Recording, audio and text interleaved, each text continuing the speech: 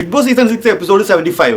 അപ്പോൾ ഒരുപാട് നാളുകൾക്ക് ശേഷം അത്യാവശ്യം എൻഗേജിംഗ് ആയിട്ടുള്ളൊരു എപ്പിസോഡ് വന്ന് കിട്ടിയത് ഇന്നത്തെയാണെന്ന് തോന്നുന്നു. കാരണം വളരെ ലാഗടിച്ച് പോയിക്കൊണ്ടിരിക്കുന്ന എപ്പിസോഡുകളായിരുന്നു കഴിഞ്ഞ വീക്കിലൊക്കെ കഴിഞ്ഞത്. അതിൻ്റെ വലിയ ലാഗായിരുന്നു ലാലയുടെ വന്ന എപ്പിസോഡുകൾ. അപ്പോൾ ആ ഒരു വെറുപ്പിക്കലൊക്കെ കഴിഞ്ഞിട്ട് ഇന്നത്തെ എപ്പിസോഡ് കുറച്ച് ആക്റ്റീവായി. അത് കമ്പയർ ചെയ്യുമ്പോൾ അല്ല വളരെ നല്ല എപ്പിസോഡ് എന്നല്ല ഞാൻ പറയുന്നത്. മറ്റ് എപ്പിസോഡുകൾ കമ്പയർ ചെയ്യുമ്പോൾ ഇന്നത്തെ എപ്പിസോഡ് അത്യാവശ്യം നല്ല ആക്റ്റീവായിരുന്നു. ഹൗസിലുള്ളവർ തന്നെ പറയുന്നുണ്ടായിരുന്നു ആദ്യത്തെ ഒരു ടാസ്ക് കഴിഞ്ഞവരെല്ലാവരും വെറുതെ ഇരുന്ന ടൈമിൽ ഇനി അല്പം വിശ്രമിക്കാം എന്ന് വിചാരിച്ചിരുന്നപ്പോൾ അടുത്ത ടാസ്ക് കൂടി കൊണ്ടേ കൊടുത്ത് അവരായിട്ട് കഷ്ടപ്പെടുത്തിയതൊക്കെ പറയുന്നുണ്ടായിരുന്നു. അപ്പോൾ അത് കറക്റ്റായിരുന്നു. അപ്പോൾ എനിക്ക് ഇന്നത്തെ എപ്പിസോഡിൽ ഏറ്റവും ഇഷ്ടപ്പെട്ട ഒരു കാര്യം എന്ന് പറഞ്ഞാൽ നോറയുടെ കാര്യങ്ങളാണ്. നോറ നല്ല രീതിയിൽ എക്സ്പോസ് ആയ ഒരു കാര്യങ്ങളാണ്. അതായത് അൻസിബ നോറ ഇവർ തമ്മിൽ നല്ലൊരു ഫ്രണ്ട്ഷിപ്പായിരുന്നു, ബോണ്ടായിട്ട് പോയിക്കൊണ്ടിരിക്കുകയായിരുന്നു. അപ്പോൾ ഞാൻ ഇതിന് മുന്നേ ഉള്ള എൻ്റെ വീഡിയോയിൽ ഞാൻ ഒരുപാട് നാൾക്ക് മുന്നേ ഞാൻ പറഞ്ഞിരുന്നു ഇവർ തമ്മിൽ വൻ അടിപൊട്ടാനുള്ള ചാൻസ് ഉണ്ട്. അത് തുടങ്ങി വെക്കാൻ പോകുന്നത് നമ്മുടെ നോറ തന്നെ ആയിരിക്കും എന്ന് ഞാൻ പറഞ്ഞിരുന്നു.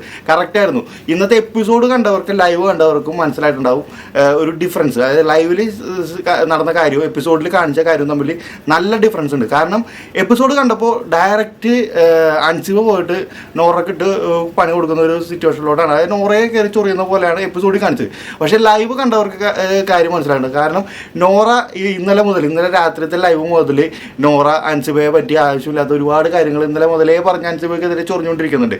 അൻസിബയാണെങ്കിൽ അൻസിബയുടെ ഒരു പ്രത്യേകത എന്ന് പറഞ്ഞാൽ അൻസിബ സ്ട്രോങ് പ്ലെയർ ആണെന്നല്ല ഞാൻ പറയുന്നത്.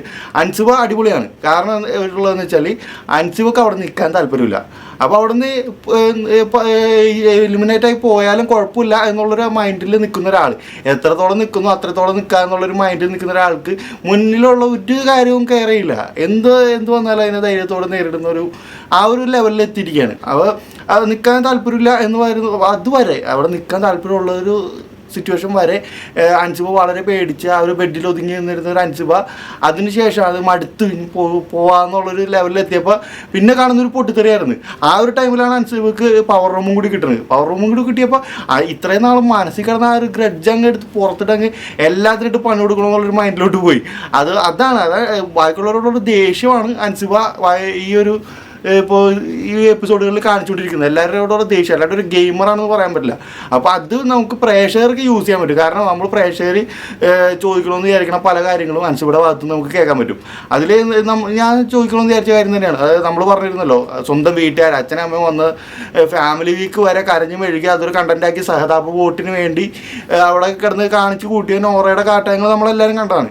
അത് ചോറ് തന്നെ ഏതൊരു വ്യക്തിക്കും മനസ്സിലാവും കാണിച്ച് കൂട്ടിയത് കംപ്ലീറ്റ് കണ്ടന്റാണ്. കാരണം നോറയുടെ പാരൻസ് വന്നിട്ട് പറയുന്ന കാര്യങ്ങൾ വളരെ ക്ലിയർ ആയിട്ട് പറയുന്നത്. അതായത് എനിക്കെൻ്റെ ഒരു ആഗ്രഹമുണ്ട്, അവളുടെ ആഗ്രഹങ്ങൾ നടത്തിക്കോട്ടെ. അപ്പോൾ ഈ സോഷ്യൽ മീഡിയ എന്നുള്ളതിലൊരു സ്റ്റെബിലിറ്റി നോറയുടെ ഫാദറിന് അതിലൊരു ഫ്യൂച്ചർ കാണുന്നില്ല. അപ്പോൾ തൻ്റെ മകളുടെ ഫ്യൂച്ചർ സേഫ് ആയിട്ടിരിക്കണം എന്നുള്ളൊരു കൺസേൺ ആണ് അവിടെ ഒരു അച്ഛൻ എന്ന രീതിയിൽ അവിടെ പുള്ളി പറഞ്ഞത്. അത് എതിർത്ത് അവിടെ പോയി നോറയുടെ ഒരു ബേസിക് ക്യാരക്ടർ നമുക്കിപ്പോൾ കുറച്ച് ദിവസം എപ്പിസോഡ് കണ്ടപ്പോൾ തന്നെ നമുക്ക് മനസ്സിലായിട്ടുണ്ടാവും. അത് എതിർത്തു അത് വലിയൊരു പ്രശ്നമാക്കിയ വീട്ടിൽ നിന്ന് ഇറങ്ങിപ്പോയി വലിയ വേറെ ഒരാളുടെ കൂടെ ലിവിങ് റിലേഷൻഷിപ്പിൽ പോയി താമസിക്കുന്ന ഒരാളാണ്. അതെല്ലാം ക്ഷമിച്ച് ബിഗ് ബോസിൽ വന്ന് മകളെ കെട്ടിപ്പിടിച്ച് മകളെ ചേർത്ത് നിർത്തിയ വാപ്പ ഉമ്മ അതിൻ്റെ അകത്തുനിന്ന് പുറത്തിറങ്ങിയപ്പോൾ തന്നെ കുറ്റം പറഞ്ഞ ആളുകളാണ്. ഈ സീസൺ തുടങ്ങിയപ്പോൾ തന്നെ ഞാൻ പറഞ്ഞിരുന്നു എനിക്ക് പേഴ്സണലി എനിക്കൊരു തരത്തിൽ അക്സെപ്റ്റ് ചെയ്യാൻ പറ്റാത്ത, ഞാൻ മറ്റേ പ്രഡിക്ഷൻ ലിസ്റ്റിൽ വന്നപ്പോൾ തന്നെ എനിക്ക് ഒരിക്കലും ഒരു വരല്ലേ എന്ന് ഞാൻ പറഞ്ഞൊരു 2 പേരുകളാണ്, ഒന്ന് നോറ ഒന്ന് ജാസ്മിൻ. കാരണം ഇവരുടെ പേഴ്സണൽ ലൈഫ്, അതായത് ഇവരുടെ ഹിസ്റ്ററി എന്ന് പറഞ്ഞാൽ അത്രയും മോശമായിട്ടുള്ളത്, ഞാൻ ഓപ്പണായിട്ട് പറയുന്നത് അത്രയും മോശമായിട്ടുള്ളത്. പിന്നെ ഇന്നത്തെ എപ്പിസോഡിൽ എടുത്ത് പറയേണ്ട ഒരു കാര്യം എന്ന് പറഞ്ഞാൽ ജിൻഡോയുടെ ഒരു കാര്യമാണ്. ജിൻഡോ ഇന്ന് നോറയ്ക്കെതിരെ ഫയർ ആകുന്ന ഒരു സിറ്റുവേഷൻ ഉണ്ടായിരുന്നു. അപ്പോൾ ഒരുപാട് പേർക്ക് നല്ല രീതിയിൽ കുരുപൊട്ടിയിട്ടുണ്ട്. അത് വെച്ചിട്ട് ഒരുപാട് പേര് പറയുന്നുണ്ട് അയാൾ എന്തിനാണ് അതിൻ്റെ അകത്ത് ഈ ഒരു പട്ടി ഷോ കാണിക്കാൻ വന്നത്, അതിൻ്റെ ഇടയ്ക്ക് അയാൾ വലിയ ഡയലോഗ് അടിച്ച് അയാൾ അതിൻ്റെ ഇടയ്ക്ക് കണ്ടന്റ് ഉണ്ടാക്കാൻ നോക്കി, അങ്ങനെയാണ് ഇങ്ങനെയാണ് മാങ്ങാത്തൊലി എന്ന് പറഞ്ഞ് ഒരുപാട് കാര്യങ്ങൾ പറയും. ഒരുപാട് പേർക്ക് നല്ല രീതിയിൽ കുരുപൊട്ടിയിട്ടുണ്ടെന്ന് അറിയാം ജിൻഡോ ആ ഒരു കയറി നോറയ്ക്കെതിരെ ആ ഒരു സംസാരിച്ച രീതി. കാരണം ഇതിനു മുന്നേ പ്രേക്ഷകർ തിരഞ്ഞെടുത്തത് ജിൻഡോയെയും നോറയും കൂടിയാണ്.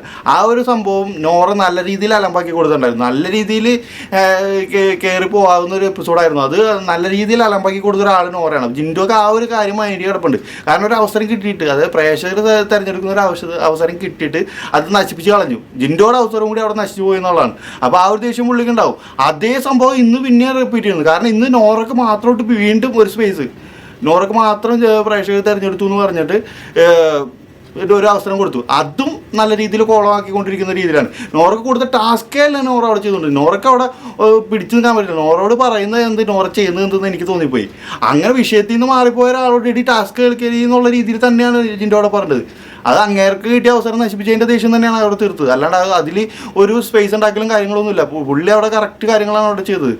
അതിൽ നിങ്ങൾ ശ്രദ്ധിക്കേണ്ട ഒരു കാര്യം എന്ന് വെച്ചാൽ, നമ്മളെല്ലാവരും അറിഞ്ഞൊരു കാര്യമുണ്ട് വീഡിയോ കണ്ടപ്പോൾ, ഈ നോറയും ജാസ്മിനും തമ്മിൽ മുന്നക്ക വഴി നമ്പർ കൊടുത്തൊരു ബന്ധം. അത് നമ്മളത് വീഡിയോയിൽ കണ്ടു, ട്രോളിൽ കണ്ടു, വൈറലായി എല്ലാവരും കണ്ടിട്ട് നമ്മളത് കണ്ടിട്ടുണ്ട്. പക്ഷേ ആ ഒരു കോൺവെർസേഷൻ ആ ഹൗസിൽ നടക്കുന്ന സമയത്ത് വളരെ കുറച്ച് ആളുകളെ അവിടെ ഉള്ളൂ. അവിടെ അത് അത്രയ്ക്ക് ലൗഡായിട്ടോ വീട് മൊത്തം കേൾക്കുന്ന രീതിയിലൊന്നുമല്ല. നമ്മളത് എപ്പിസോഡിൽ കേൾക്കുന്നത് ക്ലിയർ ആയിട്ട് കേൾക്കണേ.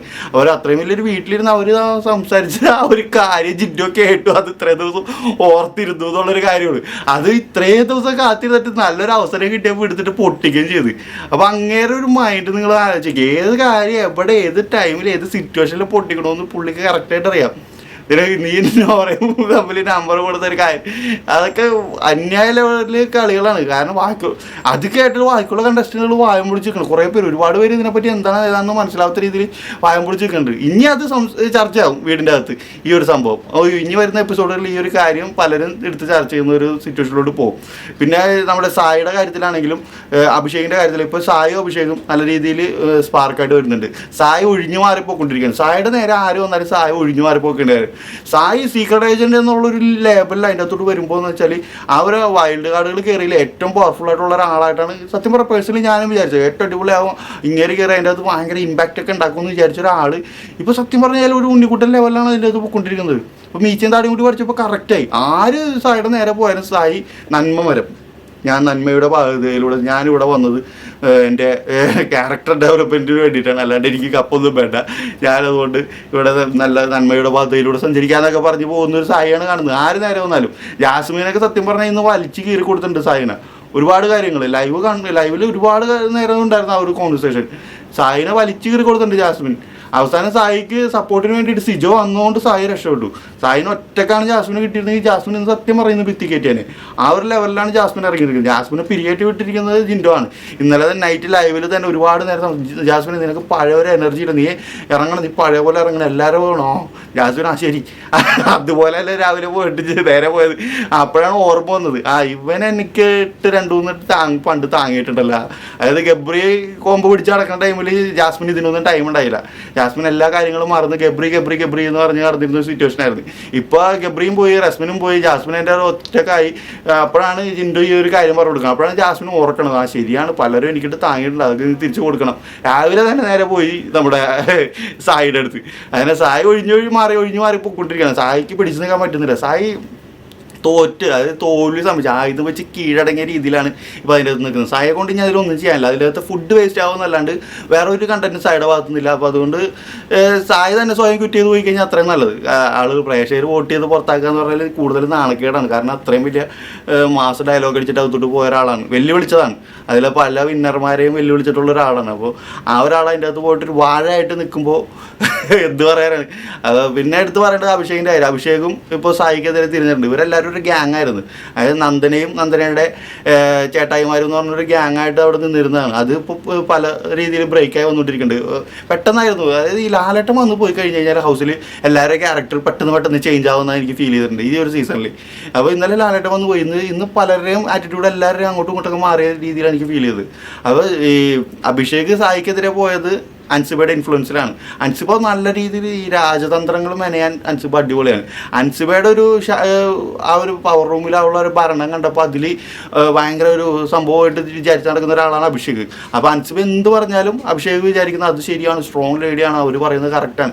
അൻസിബക്ക് അവിടെ നെഗറ്റീവ് ആയാലും കുഴപ്പമില്ല എന്നുള്ളൊരു മൈൻഡിൽ നിന്ന് കളിക്കുന്നതുകൊണ്ട് അൻസിബ പോയിട്ട് തുറന്ന് കാര്യങ്ങൾ പറയും. അൻസിബ പറയുന്നുണ്ട്, എൻ്റെ അടുത്ത് വന്നിട്ട് കുറേ ഡയലോഗ് അടിക്കും. ഇപ്പോൾ ജാസ്മിനെ ഓരോ കാര്യം പറ്റിയാണ് പറയുന്നത്. എൻ്റെ അടുത്ത് വന്നിട്ട് ഒരുപാട് ഡയലോഗ് അടിച്ചിട്ട് പോകാൻ നിൽക്കരുത്. കാരണം ഞാൻ പറയും 2 ഡയലോഗ് തിരിച്ചടിക്കുള്ളൂ, ആ 2 ഡയലോഗ് ഞാൻ കനത്തിലായിക്കോളൂ പറയുന്നത്.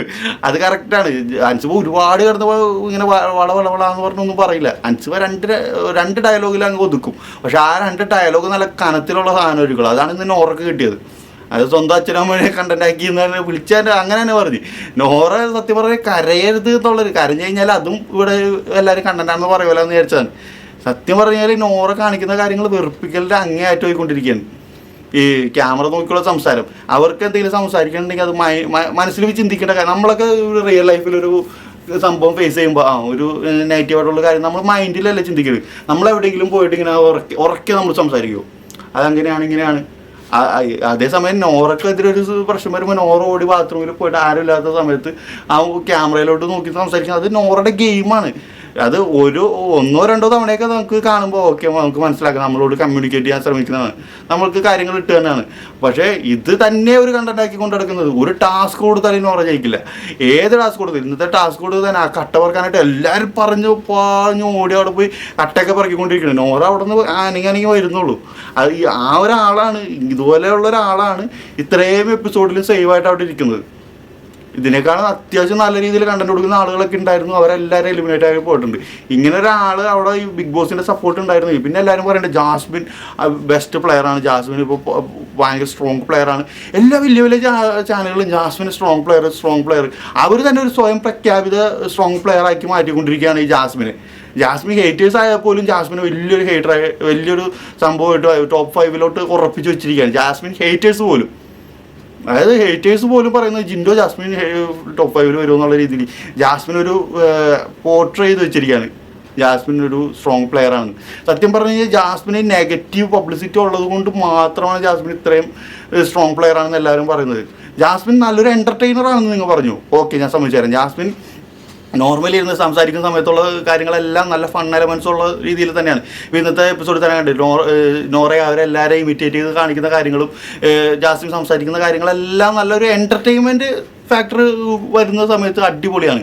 അപ്പോൾ ജാസ്മിൻ നല്ലൊരു എൻ്റർടൈനർ ആണെന്ന് പറഞ്ഞാൽ ഓക്കെ. ജാസ്മിൻ സ്ട്രോങ് പ്ലെയർ ആണെന്ന് എന്തിൻ്റെ ബേസിലാണെന്ന് പറയുന്നത് എനിക്ക് മനസ്സിലായിട്ടില്ല. ജാസ്മിൻ അതിൻ്റെ അകത്ത് എന്തെങ്കിലും മൈൻഡ് ഗെയിം കളിക്കണ്ട. ജാസ്മിൻ അതിൻ്റെ അകത്ത് കളിച്ച മൈൻഡ് ഗെയിമുകൾ എന്താണെന്ന് എനിക്കറിയില്ല. അല്ലെങ്കിൽ ഇതുപോലെ ടാസ്കുകൾ വരുമ്പോൾ അതിൽ തകർത്ത് പെർഫോം ചെയ്തിട്ടുണ്ട്. ഏത് ടാസ്കിലാണ്? അങ്ങനെ ഒന്നുമില്ല, ഒരു ആവറേജ് പ്ലെയർ. പിന്നെ സംസാരിക്കുമ്പോൾ ബാക്കി എല്ലാവരേക്കാളും കൂടുതൽ വോളി ഉണ്ട് എന്നുള്ളൊരു കാര്യവും പിന്നെ ബിഗ് ബോസിൻ്റെ ഭാഗത്തുള്ള സപ്പോർട്ടും അതുള്ളതുകൊണ്ട് മാത്രമാണ് അവിടെ ഇത്രയും വലിയൊരു ഇമ്പാക്റ്റ് ഉണ്ടാക്കി അവിടെ നിൽക്കുന്നത്. എല്ലാവരോടും ജാസ്മിൻ എന്നുള്ളൊരു പേര് ഇങ്ങനെ ഒരു ഇഞ്ചെക്ട് ചെയ്തുകൊണ്ടിരിക്കുന്നത്. അതുകൊണ്ട് മാത്രം ജാസ്മിൻ സ്ട്രോങ് പ്ലെയർ ആയി വന്നുകൊണ്ടിരിക്കുകയാണ്. അല്ലാണ്ട് ജാസ്മിൻ അവിടെ ഒരു സ്ട്രോങ് പ്ലെയർ അല്ല, ജാസ്മിൻ ഒരു ആവറേജ് പ്ലെയറാണ്. ആ ആവറേജ് പ്ലെയർ ആയിട്ടുള്ള ജാസ്മിൻ്റെ പേര് നെഗറ്റീവ് ആയാലും പോസിറ്റീവ് ആയാലും ഇങ്ങനെ എല്ലാ പ്രേക്ഷകരോടും ഇഞ്ചെക്ട് ചെയ്ത് അത് കാണുന്ന എല്ലാവർക്കും തോന്നിപ്പോവാം ജാസ്മിൻ സ്ട്രോങ് പ്ലെയറാണ്. ജാസ്മിൻ ഇഷ്ടമല്ല, എന്നാലും ജാസ്മിൻ ടോപ്പ് 5 വരും എന്നൊരു മൈൻഡിലോട്ട് എത്തിച്ചിരിക്കുകയാണ്. അതാണ് അവർക്ക് വേണ്ടത്. അവസാനം അത് തന്നെ കൊണ്ട് കപ്പും കൊടുത്ത് പറഞ്ഞു വിടുകയും ചെയ്യും. എന്താണെന്ന് നമുക്കറിയില്ല. ഈ ഒരു സിറ്റുവേഷനിലാണ് പോകണമെങ്കിൽ അവസാനം കപ്പും കൂടി കൊടുത്ത് പറഞ്ഞു വിടുക. ഇന്ന് അവർ പറയുന്നത് ജാസ്മിൻ കപ്പ് കിട്ടിയില്ലെങ്കിൽ കട്ടുകൊണ്ട് പോകുന്നൊക്കെ പറയുന്നുണ്ടായി. അപ്പോൾ അത് എന്തൊക്കെ കാണേണ്ടി വരുമെന്ന് അറിയില്ല. അപ്പോൾ എന്തായാലും എൻ്റെ പേഴ്സണൽ ഒപ്പീനിയനിൽ ജാസ്മിൻ ഒരു ആവറേജ് പ്ലെയറാണ് ഒരിക്കലും ജാസ്മിന്. പിന്നെ ജാസ്മിൻ്റെ ബിഗ് ബോസിന് പുറത്തുള്ള കാര്യങ്ങൾ നമ്മളിപ്പോൾ പറയുന്നത് ശരിയില്ലാത്തതുകൊണ്ട് ഞാൻ കൂടുതലൊന്നും പറയുന്നില്ല. എന്തായാലും ബാക്കി കാര്യങ്ങൾ നമുക്ക് നാളത്തെ എപ്പിസോഡ് കണ്ടിട്ട് സംസാരിക്കാം. അതുവരെ ബൈ.